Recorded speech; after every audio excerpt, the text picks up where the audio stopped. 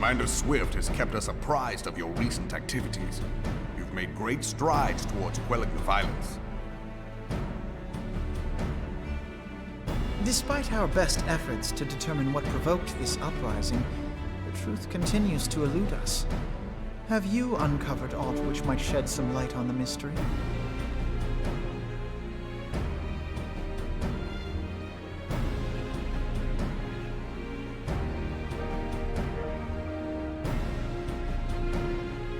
This information does not leave this room. The Syndicate's decision to reject the Doman refugees' appeal for asylum had lasting repercussions. A number of those displaced by the calamity claimed it was proof of a policy of discrimination. Together with a group of Alamegan refugees, they organized a series of demonstrations to protest against the Sultanate. Demonstrations which became heated, but did not descend into violence.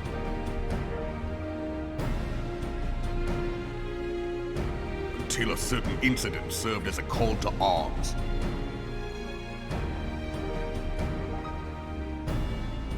A unit of brass blades sent to supervise a demonstration loosed arrows upon unarmed protesters. It was this atrocity which prompted the refugees to take up arms. I need not tell you what followed. We assumed at first that the attack was born of a miscommunication. When emotions run high, they happen. But suspicions were raised regarding the unit's commanding officer, whom I ordered interrogated.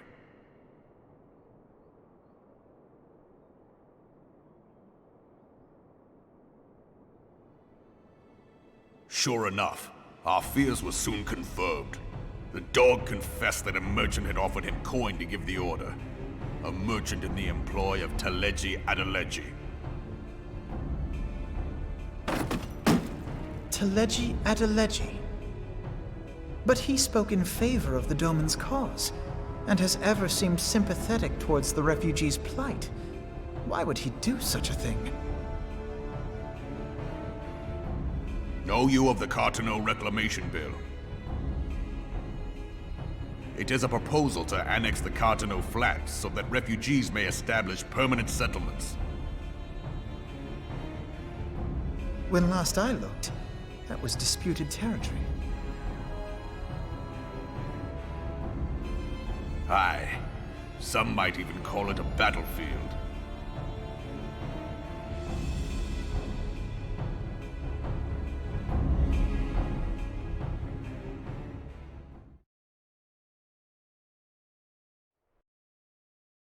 The destruction wrought by Bahamut was greatest at the Cartano Flats. That much is common knowledge. What is less well known is that his rampage laid bare ancient Alagon ruins, of which no record existed.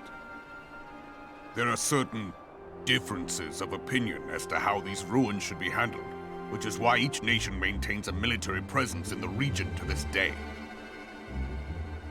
Yet differ though we may, we are still allies. Therefore, in the interest of preserving the Eorzean alliance, we have reached an agreement. Any conflict which may arise during the course of military exercises in the region shall have no bearing on relations between our nations. In full knowledge of this delicate state of affairs, Teleji Adeleji proposed the Cartano Reclamation Bill.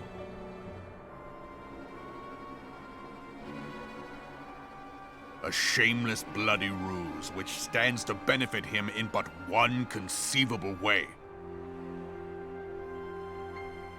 If successful, he will gain control over the disputed territory under the guise of assisting in the resettlement effort. And you can be sure he'll build an orphanage next to every Alagon ruin.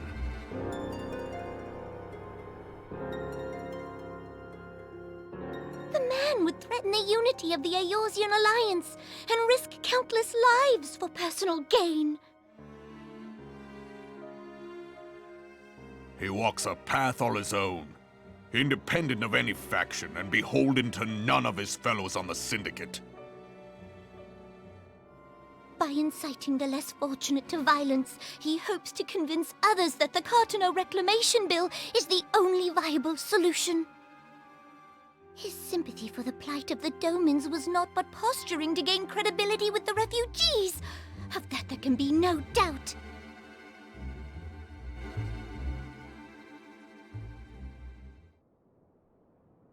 Forgive me, but what could possibly motivate Teleji Adeleji to go to such lengths? What is so special about these ruins that he would risk his position on the Syndicate, and, most likely, charges of treason against the Sultanate? Omega. Pardon?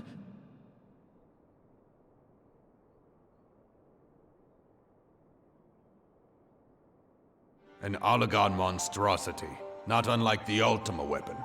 Mayhap larger, we know not. It has yet to be fully excavated. Oligon inscriptions indicate that it was created to fell Bahamut himself.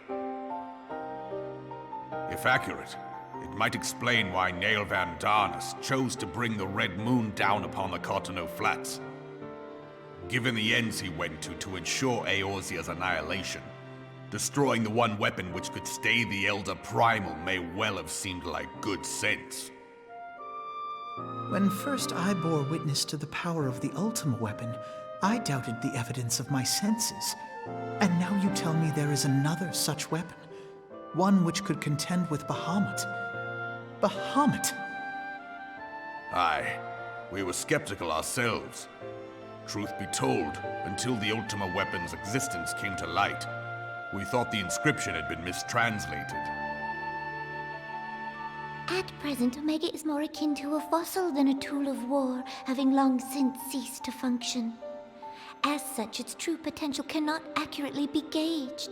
However, if someone were to restore it, as the Garleans did the Ultima weapon, I have little doubt that he would wield untold power.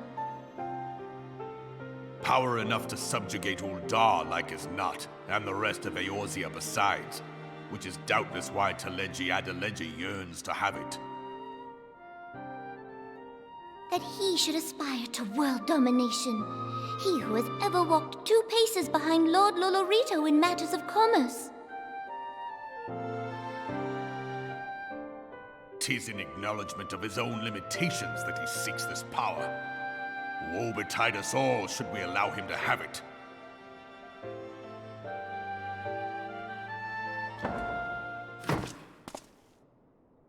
Pray waste no time chasing rats. Only a fool would believe that secrets can be kept in Uldar. It would seem the implications of the Sultanate's refugee problem are rather more far-reaching than we assumed.